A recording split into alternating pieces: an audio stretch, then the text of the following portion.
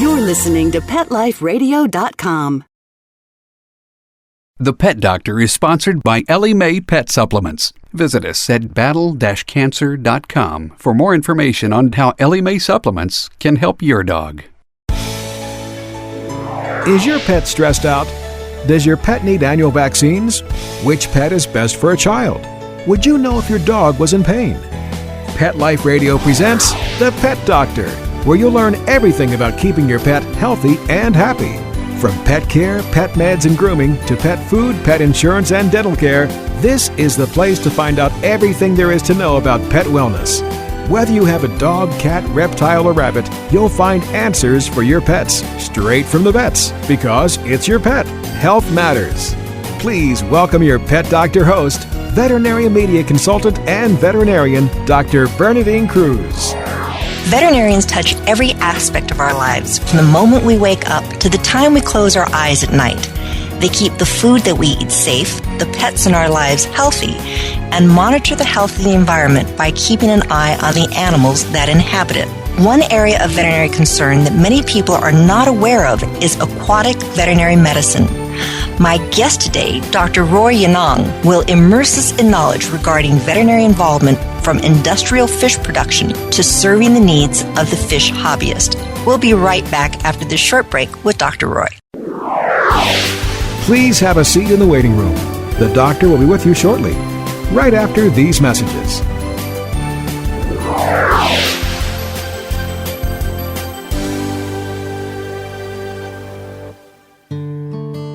Did you know cancer is the #1 cause of death in dogs?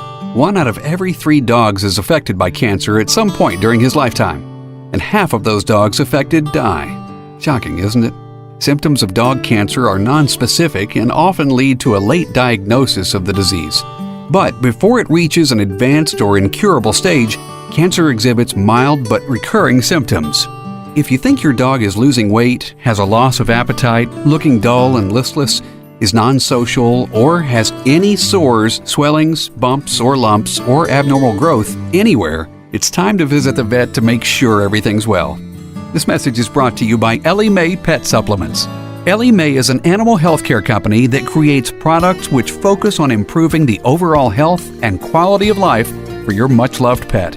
Visit us at www.battle-cancer.com for more information on dog cancer and how Ellie Mae supplements can help your dog. Buster, you're telling me my dog food products can't go on your shelves? That's right. Didn't pass one of my Petco certified nutrition checklists. Sorry, Wayne. Who made these checklists? Geniuses. Very smart guys. Well, it's good enough for most grocery stores. Do you see cheese puffs on my shelves? Mayonnaise? Soda pop? No. That's because I ain't running no grocery store, Wayne. Your pets will get better nutrition, I guarantee it. Petco, where the healthy pets go. Enter the code Dr10, DOCTOR, the number 10, and get 10% off any order. No minimum at petco.com.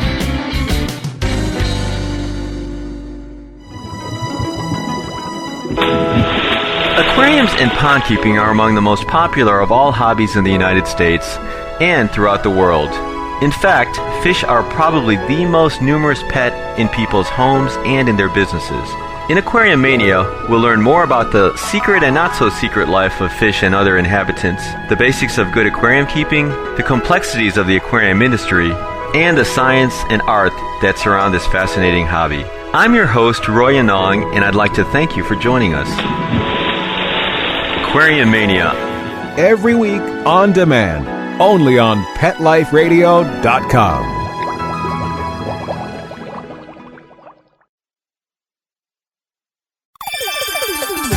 Let's Talk Pets on PetLifeRadio.com.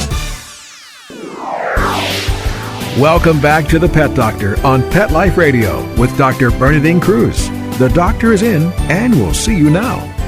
Dr. Roy, thank you so much for being with us. I have to admit, I know little to nothing about fish medicine. Is this a fairly new aspect of veterinary medicine? Actually, it isn't really too new, but I think there's been more awareness over the past maybe decade or so. There have been veterinarians involved probably since about the 80s, but within the past 10, 15 years, there's been a real large jump in interest both on the veterinary side as well as in the side of the pet owner as well as the aquaculture industry. I find looking at your background that it's very unusual. Number one, that you have a Bachelor of Arts in molecular biophysics, and physics was one of those areas that I did not especially enjoy. And then you add on top of that biochemistry, and something I had to take from Yale. Then you went into studying leukemia in soft shell clams in Boston. Now, leukemia in clams, I would have said, if somebody asked me that $1 million question, do clams get leukemia? And I would say, no. Tell us about a little bit of that study before we get into the rest of this. Sure. And actually, my whole background was kind of was interesting. I was looking at human medicine to start with, and had looked at that and maybe possibly doing some research, and that was real interesting. That field, I'm really kind of into that sort of the really fine detail sort of thing. It was much more than I really wanted to do, and I was much more interested in animals to begin with. So I ended up really pursuing veterinary medicine. The clam work I did was with some of the researchers over at Tufts that were looking at a potential tie between pollution in the harbor in around Boston and this basically blood tumor in these clams. And it was something that was being looked at back then, which was, I guess, the mid to late 80s, which I didn't actually realize that they got this sort of a tumor or a leukemia either at that time. So it was something I was learning at the same time, but it was pretty interesting. I ended up doing field samples at about 4 sites every month during blizzards, during low tides, as low as I could get to give me enough time to collect. And we ended up getting pretty good information. I would bleed the clams. We would look for basically a large number of blood cells that were abnormal on slides, and then try to correlate that with some of the findings they were looking at with regard to some pollution. But it looked like, at least when I recall, because that was a while ago, that it was most likely due to some sort of viral problem versus a direct link with pollution at that time.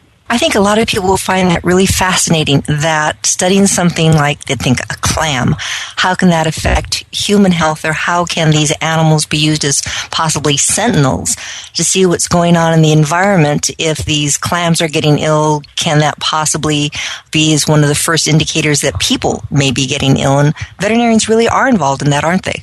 Exactly, and great point, Bernadette. I think one of the big pushes for the medical professions, both veterinary and human, is kind of looking at a One Health sort of vision where everything is really interconnected, whether it's environmental, water quality, air pollution, that sort of thing. There are definitely a lot of species that, of course, we as veterinarians work with, but that are directly related or have maybe some susceptibility to certain things that humans may be affected by as well. And so definitely a lot of work has been done looking at different aquatic animals as bioindicators for different types of problems, and a lot of the bivalves, the clams, oysters, etc. A lot of people look at those because they really do filter a lot of water, and many times they're going to be concentrating things that might be a problem. I remember last July I went to New Orleans for the American Veterinary Medical Association's National Convention, and there in the French Quarter, one of the delicacies is having clams, and there is a lot of concern about all the pollution that was going down the Mississippi as to whether or not it was really appropriate for people to eat these raw oysters and the raw clams. What's your view on eating raw fish? Well, I have to admit, I'm a fish lover in many ways, and I love raw fish and raw clams or raw oysters. So I definitely enjoy that. And in terms of raw fish, obviously there it's quite a bit of work that's been done by FDA and the other agencies in terms of trying to make sure things are done, and USDA, to make sure things are done as healthfully as possible for folks. And then there's going to be a lot of common sense approach to people. If there's a situation where there may be some sketchy food put out in front of you, and you don't think it looks quite as good, or if you don't know the reputation of the place you're at, then that would be, I think, kind of a common sense thing. But I think for different groups of people, different age groups, there's always considerations for pregnant women, et cetera, that sort of thing, for various types of potential compounds in some of these, as well as potential bacteria, et cetera, that people have to be aware of. I think overall it's probably not, being who I am and having eaten a lot of raw things in my life, maybe I developed some kind of strong immunity against it. Exactly. But I think overall, there's quite a few people that do, and again, there's probably going to be some variation in how people handle it, and as well as where you go. But overall, I think it's fine as long as things are done obviously properly and people use common sense.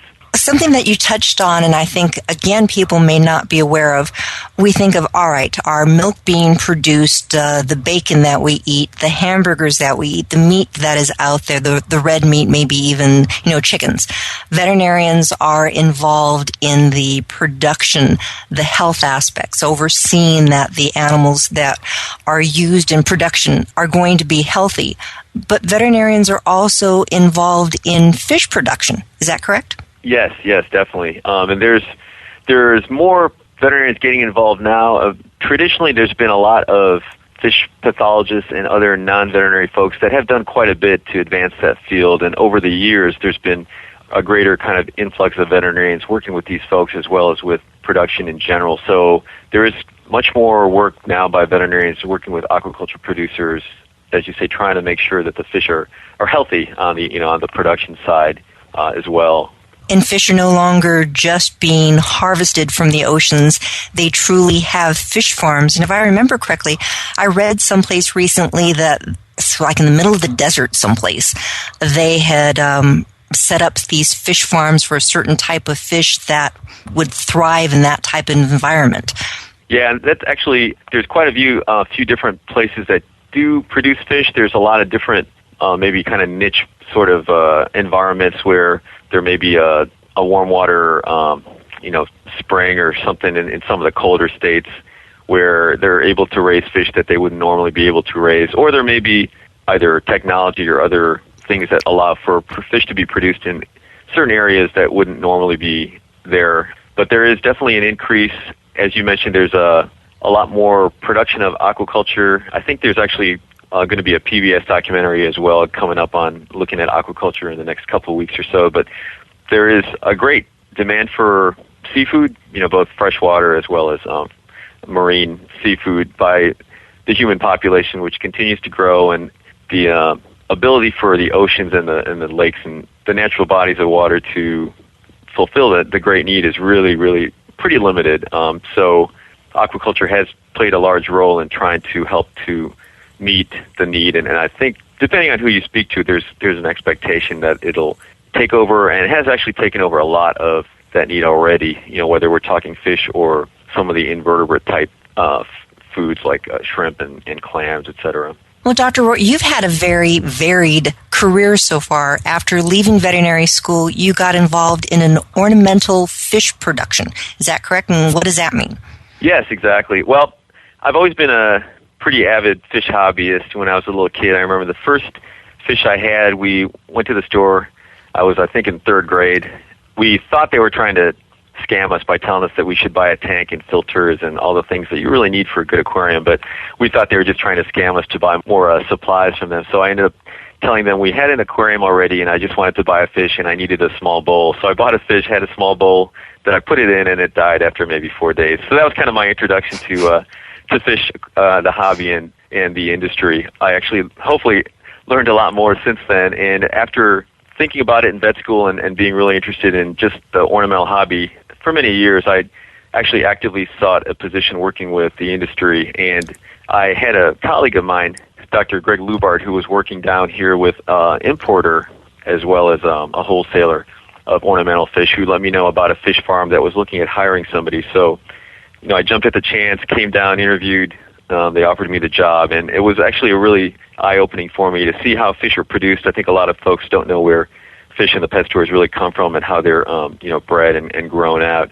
And to really see all the variety of species that are involved, learn their names, maybe not their personal names, but at least the names of the species, and then kind of really work actively with the folks on the production side to see how it's really done.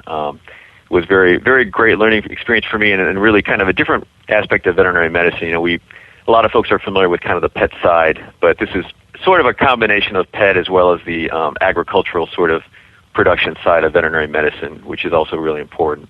I think a lot of people would think, okay, you go to the store, the pet store, and there's a goldfish. Well, I guess there's a goldfish farm someplace because you probably can't get that out of the wild. But looking at some of the saltwater fish and some of those really gorgeous fish, I think a lot of people think, well, they just go to the Caribbean and they put down their net and they bring up these fish and then it somehow ends up at the pet store. I gather that's not correct. Well, that's actually kind of correct and kind of not correct. There's a huge sort of chain of interlocking entities that kind of get the fish to the store, and it will vary a lot on species. So there's definitely a great number of species in the freshwater side of the hobby that are produced both on farms here in Florida and in other parts of the U.S. as well as overseas, as well as actually some marine species as well. Not quite as many as the freshwater by any means, but a fair number, and that's been increasing over time. And then there's a lot of wild fish that are collected, as you kind of described, and there are going to be kind of different mechanisms by which those wild fish that are caught are going to be sort of go through the ranks to end up in the pet store. So in some cases, there may be more direct links. There might be a large wholesale operation that has a direct site where they collect, and so there may be kind of a shorter number of steps before it gets in the store. And then there may be somewhere it's going to be collected in the wild. It'll be held at an importer, exporter in one area, moved to another central one, near the airport of a certain country. It'll be brought over to an importer, exporter in the U.S., and then it gets to the pet store. So there's going to be kind of a variation on sort of how the fish end up getting into the store, depending on a lot of different factors. I know there is concern about taking some wild animals, for instance, reptiles, from the wild and bringing these snakes, lizards, whatever, into our pet stores that, say hundreds would be collected, and then the numbers that would actually make it to the pet store would be minuscule in comparison. And then so many of those within a year or so, they died. Okay, let's just get ourselves another one. And the impact that wild capture was actually having on the environment. Could you kind of address that a bit? Sure. And that's definitely, a very important consideration of something that needs to be looked into. And over the past, 15, 20 years, there's been a number of groups trying to address that. There was a group that was looking at a lot of the marine fish are actually collected. Obviously, many people are familiar with the kind of older means by which people used to use cyanide and the problems with that, as well as you mentioned, kind of the numbers game where you may have a small percentage making it. So one of the entities that has been looking at it recently, I think, was the Marine Aquarium Council. They tried to develop some regs. I think there's, to try to make sure folks are doing it well. And a lot of the wholesalers at this point, many of them affiliated with some of the large store outlets, will try to have some sort of regulations. It actually becomes kind of an economic bottom line as well as an environmental concern, because obviously there's a push for sustainability of collection for the folks on the collection side because their livelihood will depend on it. And in many of these cases, too, there is some overlap with ecotourism. So for many reasons, many of these places, there is a kind of an important sort of codependence on the fact that there is sustainability there. And then on the other side, if fish don't make it and they spend a lot of money to get them over, then they're going to be losing money as well. So, it's kind of evolving. There are many folks trying to look at that, and as I mentioned, as you're probably aware, a lot of it does come down to economics as well as, obviously, looking for the environment, but a lot of things are economically driven. So I think there is definitely pushes for trying to kind of merge those two among different entities, whether they're non-profit organizations, like some of these involved with wildlife in general, or others that are, on the commercial side. Speaking of economics, all of a sudden you decide that, you were young, you were in third grade, and you were going to get your fish. And you thought that they were just kind of trying to fleece you by you needed the filter, you needed this, you needed that. And oftentimes people aren't aware of what do I need in order to set up an aquarium. I always tell people when they're going to be getting a pet, and I guess this also, it does have to go for fish, that when you get them, it's for life, their life, and you want that life to be as long as it should be. And too many times you get the sick fish, you go, it's sick. How do you know it's sick until it's upside down, and you flush it down the toilet. I think we should take a short little break, but when we come back, I'd love to have you address how do you do your homework, where do you go, and how should you set up that first aquarium, and how do you know if your fish is sick? So we'll be right back after the short break with Dr. Roy Yanong, and he'll be telling us about how to keep your fish healthy. We'll be right back. Please have a seat in the waiting room. The doctor will be with you shortly, right after these messages.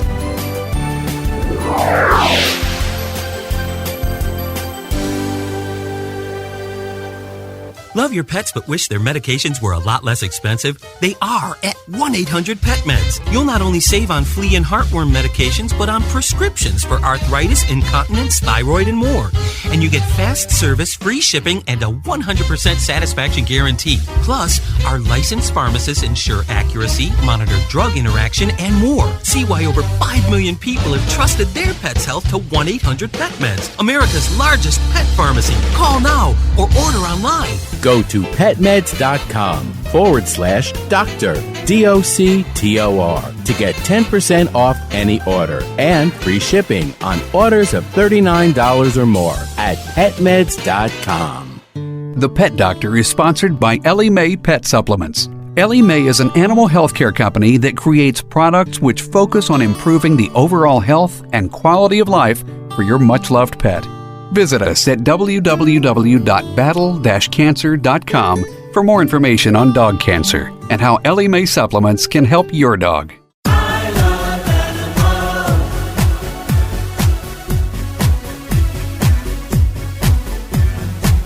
are my friends, they are my children, they are the furry goodness and gifts.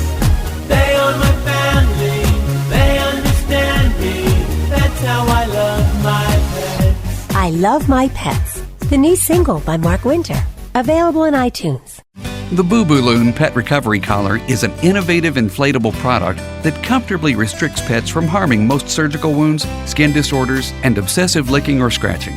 It's the humane alternative to the hard plastic cone and other devices. The Boo Boo Loon is easy to use and designed to be soft, fully adjustable, and pillow-like, allowing for unrestricted vision and complete freedom of movement. Sizes range from extra small to extra large. So join the Boo Boo Lution, become a Boo Boo Buddy on Facebook, or check out boobooloon.com. BOOBOOLOON.com. Hello, this is Ken Jones, and after 30 years of building water gardens, waterfalls, fountains, and such, doing some amazing things and winning some awards along the way, I was sick and tired of being called the pond guy. I wanted a new title, so I came up with this one. Prince of Ponds. Ain't it great? Prince of Ponds. And that's the title of my terrific new podcast, Prince of Ponds. That's like a radio show on the internet. Prince of Ponds. I like it. You'll like it too. Every week on demand, only on PetLifeRadio.com. Let's talk pets. Let's talk pets On Pet Life Radio. Pet Life Radio. PetLifeRadio.com. Welcome back to the Pet Doctor on Pet Life Radio with Dr. Bernadine Cruz. The doctor is in, and we'll see you now. So, Dr. Roy, we've decided that we are going to be the fish hobbyist, and we want to have this wondrous tank of fish in our homes. How do we decide what's the best fish for us? Where do we get them? And how do we keep them healthy?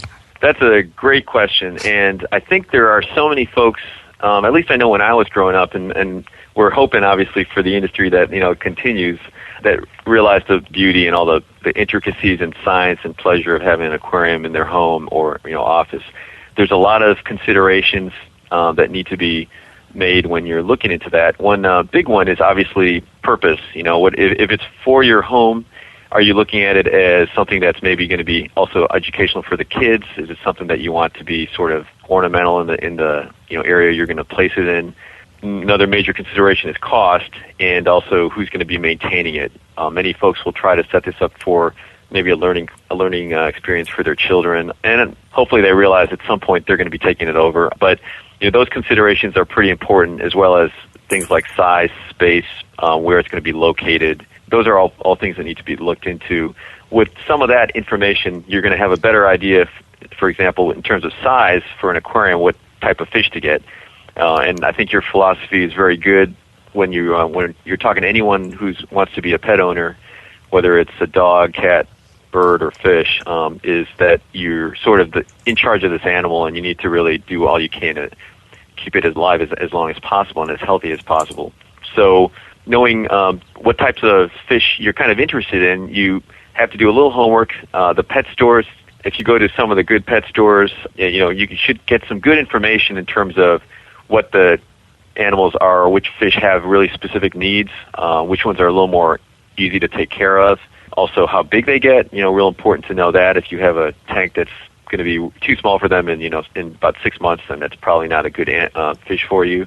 Who gets along well with who? Exactly, and compatibility, exactly. You don't want to put a big Oscar cichlid that likes to eat little tiny neon tetras together with neon tetras, because they'll all disappear after a couple of days. So you definitely want the compatibility taken care of. And now, freshwater is a really good type of tank to start with, and many people will do fish only where they don't have plants involved. Plants are sort of another thing which I actually really like in my tanks, but they will require a little bit more kind of input in order to do them properly. So it's okay to cheat and use plastic plants? Sure, definitely. And for folks that have never had an aquarium before, they really probably want to make things as easy as possible. Now, one of the other things they need to do is make sure that they are aware of what their water quality is in terms of their tap water, if they're going to use that. Obviously, many places use chlorine or chloramines. They're going to have to be familiar with how to get rid of that so the fish don't die, because they don't do well with that type of water. And then also have a good test kit to test water quality parameters. And some of the real important ones include ammonia, nitrite, pH, and obviously a thermometer for temperature. There's many other things that they should be checking, but at least ammonia, nitrite, pH, and temperature, they should have a good idea, because those things are going to be things that may kill their fish pretty quickly if the water gets out of whack. So is water the most common reasons why fish get sick? Definitely. And again, for folks that are beginning in aquaria or beginning in the hobby, they don't quite understand the length of time it takes for some of the major biological filtration to occur within an aquarium. Kind of like in an open body of water like a pond, there's a lot of bacteria in there that will break down some of the byproducts of fish. Basically, a big one that's important is ammonia. Ammonia is the product that comes out of fish after they eat protein, kind of like, when we make our urine, basically, we've got byproducts of our protein digestion in there. So fish actually make ammonia. It comes out of their gills, so we kind of tell folks that basically fish primarily pee out of their gills. Kind of a good visual for people. But that ammonia is really toxic, and so if it gets high, or if there's any really even small level of that, the fish will die. And so all the bacteria eventually will set up a kind of a factory where the bacteria will break that ammonia down into nitrite and then nitrate, into other compounds that are not as harmful to the fish. That so takes some a number bacteria of weeks. is good. Exactly. There's definitely bacteria that are, we call them biofilter bacteria or nitrifying bacteria, and those are part of nature. And many times they'll basically just turn up in a tank over a period of time, whether it's maybe on the fish or potentially if people bring plants in or other animals into the system, or they'll just eventually appear. But some folks actually will use different things you can buy from the store that have bacteria in them that will start your biofilter. So some bacteria definitely are necessary in order to keep your fish alive, and being able to check your ammonia and nitrite as that process occurs is very important, because that's definitely the number one reason people lose fish within the first couple of weeks of having an aquarium. And there's simple tests that you can do, or do you take your water to the pet store and say, here's my water, test it for me?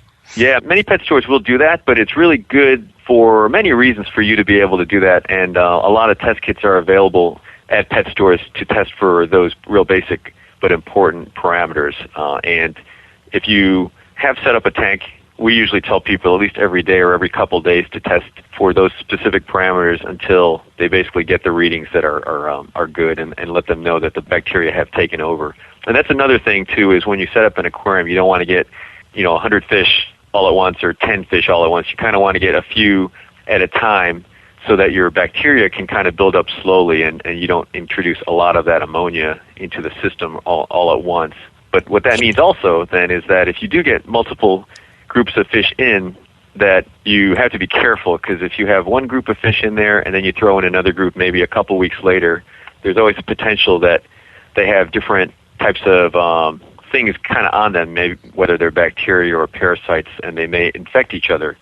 So that's kind of another twist to it you've got to consider, and that's getting a little more complicated, but there are other things to consider when you're kind of getting your tank going. What would be some signs that you have sick fish besides, the OP is upside down and it's dead? How do you know it's sick before it gets to that point?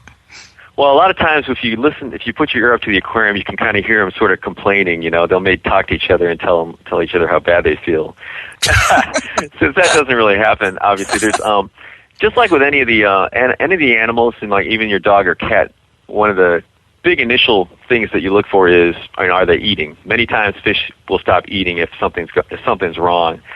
So that's something real important. Another is behavior. So if for example, if your dog starts kind of moving around in a circle, which is not something that it would normally do, then there's something going on, or else it's chasing its tail or something. But with fish, if they're swimming, you've been observing them for a couple of days or a week, and you know that they normally swim in the middle of the water of the tank. But you go in the next day and you notice they're all on the bottom, or all at the top. That's another thing to look for. Often, too, you may see their fins starting to look a little more ratty, or they may develop things on their body that don't look normal. So again, it's real important for the pet owner to be able to look at the fish, know what a normal fish in that group should look like, and where they normally behave and swim, and obviously know what they should be eating, and be aware of when they stop eating. Those are real good indicators. If I look at my fish and say, this just doesn't look healthy, I think most people, the first thing they'll do is go to their pet store. I have a feeling you're going to tell us, no, they should really go to their veterinarian who's involved in aquaculture. How do you find them? Are there many of you out there? Yeah, and that's actually, and that's kind of a good question. There are definitely, with my job working as an extension vet with the aquaculture folks, we get a lot of calls from hobbyists that are trying to find a local vet to work with them. And in some places, there are a lot of vets, especially exotic type vets who work with, pocket pets or birds or reptiles, who will also work with fish. But in some parts of the U.S., it's actually pretty difficult to find. And there's a couple ways that they can try to do that. And definitely they can get some good information on husbandry, et cetera, from pet stores. But I think when it comes to fish health, ideally, if possible, they would want to try to work with a veterinarian, or at least talk to a veterinarian. One of the things that we've done through the AVMA is we've developed one website, which is aquavetmed.info, which is still kind of in progress. It's actually pretty good right now, but we're hoping to improve it and kind of get it a little more cleaned up. But at this point, there's quite a bit of information on there with regard to veterinarians that work with clients that have fish. So there's kind of a search engine to look for folks within your state. Another avenue I would recommend is, again, either going through the white pages or yellow pages looking for veterinarians that see exotic animals. A lot of times those people, especially if they work with herps and birds, may work with fish as well. And then a third way would be to contact the State Veterinary Medical Association and ask them if they have any folks that they know of that work with fish or would work with fish. So there's a couple ways. A lot of times it may be word of mouth, but if you at least try to pursue those avenues, you hopefully will get a bite. And one of the things we do too, also, because there are more vets getting involved, but still, as with even food animal practice, there's areas that don't have the veterinarians in those areas. We also will often work with veterinarians who are maybe comfortable with some exotics, but maybe just want a little bit of, want to be able to get some advice from folks that do see fish a little more often. So if there's a veterinarian locally that is interested in working with you, if they can hook up with a veterinarian maybe elsewhere as kind of a consultant, a lot of times that's another way that actually you can get a lot of work done and a really good outcome for your fish. I've been surprised going to pet stores and going through the fish areas. There's all these various antibiotics and tonics and drops and things that you can put in the water that looks like it cures everything. What are some of the problems associated with getting these over-the-counter medications? Right, and that's very true. There's a lot of products available that you can see that do cure, or propose to cure everything, and hopefully folks kind of make the connection that, well, there's really typically not products out there for dogs or cats or people that cure everything, so it's not necessarily going to be the same, or you would think it would be the same for fish. There's nothing that really cures all. It's very difficult many times to know what's in some of these products if they don't actually give the ingredients on the label. And, again, that's another really good reason to try to work with a veterinarian to help sort of figure that out and know what really you should be doing to begin with. A lot of times folks do go to the store, see something that kind of cures everything, throws it in the tank without knowing exactly what they're putting in the tank, and then by the time a veterinarian actually is contacted, the fish or the aquarium has been through multiple treatments, and the fish may be affected by the treatments as well as the initial disease. So definitely a little bit more tricky when you try to do things without having a good idea what the actual problem is and without knowing what ingredients you're actually putting in your tank. Speaking of something tricky that I know veterinarians do, and this is where I have absolute amazement at what can be done, veterinarians can actually do surgery on fish. How do you put a fish under anesthesia? How do you do surgery on a fish? And why? It's funny you say that because a lot of times when I'm speaking with folks, that's sort of a shocker for them, is that actually people can do fish surgery. And there are actually quite a few vets out there, a lot of private practitioners who, as well as us researchers and us working with folks working in the public aquaria that do surgery with fish. It's really not as crazy or difficult as you may think. There's a couple anesthetics people use real commonly. One is called tricaine methane sulfonate, which actually is put in the water, and at the right dose with a buffer solution, the fish will actually get knocked out and kind of go to sleep, as it were, over a relatively short period of time. Depending on what needs to be done surgically, the fish can either be kind of kept in that solution and then just pulled out. If it's maybe a small removal of a mass or something externally, that can be done real quickly, and then the fish can be recovered in a tank of fresh water. Or if it's more advanced, and you were asking why, there are a couple different, well, not a couple, very, very many different reasons you might need to do a prolonged surgery. There may be, with some of the koi folks, sometimes these koi will get tumors in their body cavity, so maybe like some gonadal type tumors or some other type of cancers that have to be removed. And so vets will open them up, have to take them out of the water many times, and a number of our colleagues have developed pretty nice kind of machines, essentially, that will pump water through the fish's gills as it's out of the water. Because if you think about it, it's kind of like us being in water. We need to have some sort of access to air. Fish being out of water need access to water so that they can breathe through their gills. So basically, they'll have some sort of a mechanism by which water is pumped over their gills with the anesthetic in it that will keep the fish basically under anesthesia until the surgery is completed. Then the vets will just basically sew them up like they would any other animal, and the fish should be good to go depending on what the problem was. On another note, as we finish this up, I am a person who's had a aquarium, and all of a sudden I realize, I just don't want these fish anymore. It's just too much hassle. I don't want them. Do I just flush them down the toilet, take them to my local stream, and let them loose? What should a person do if they decide, I don't want these fish any longer? That is another great question, and unfortunately, Nemo, I think, kind of gave folks the wrong idea, although it was a great movie. But flushing down the toilet is not a very good idea, nor is releasing them into the environment. There are a couple possibilities, and it really sort of depends on a number of factors, but in many cases there may be local aquarium societies, and I was pretty active and remain active with some of the societies in our area here that have a lot of folks that are very into fish. I know some of these guys have maybe 50 to 100 or so tanks, and do a really good job of keeping them. And many of these guys will adopt fish. So if you have a local aquarium society, you might be able to find one of them to actually take the fish from you. There may be pet stores that are willing to take them back if they're a nice fish, either in trade or keep them and sell them off. If you don't find an avenue for it, whether it's adoption through somebody else or giving it to someone who has an aquarium. Another option would be trying to work with somebody who contacting the veterinarian. There's ways that you can euthanize your pet fish that are relatively quick and a good way also to sort of take care of that without too much of a problem. There are potential problems if you do release them into the wild, and there's a number of folks that are involved with a program called Habitatitude, or Habitatitude, I think it's called. I keep forgetting the actual name for it. But basically there's, because of potential problems with getting non-native species into areas that where they may potentially cause problems, it's really important to not release fish into the wild. So try to do one of those other things we mentioned if you can, and if not, contact a veterinarian and try to see if there's another way to approach it. Well, you have given us just some fascinating information, some great information.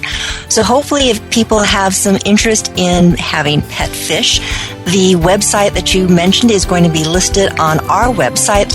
If you have questions about fish, ask your own veterinarian, ask your state veterinary medical association, or go to this website, because this is a fascinating way of keeping a little bit of nature in your home.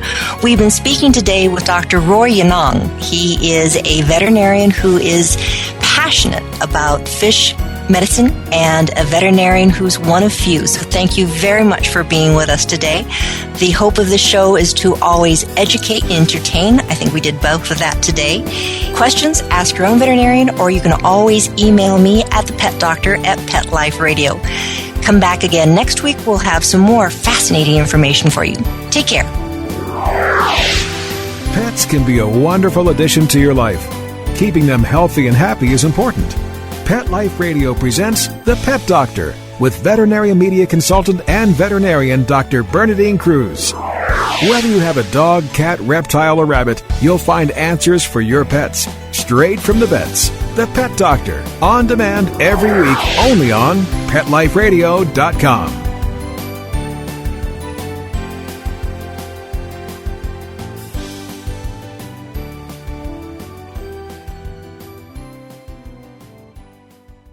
The Pet Doctor is sponsored by Ellie Mae Pet Supplements. Ellie Mae is an animal healthcare company that creates products which focus on improving the overall health and quality of life for your much-loved pet.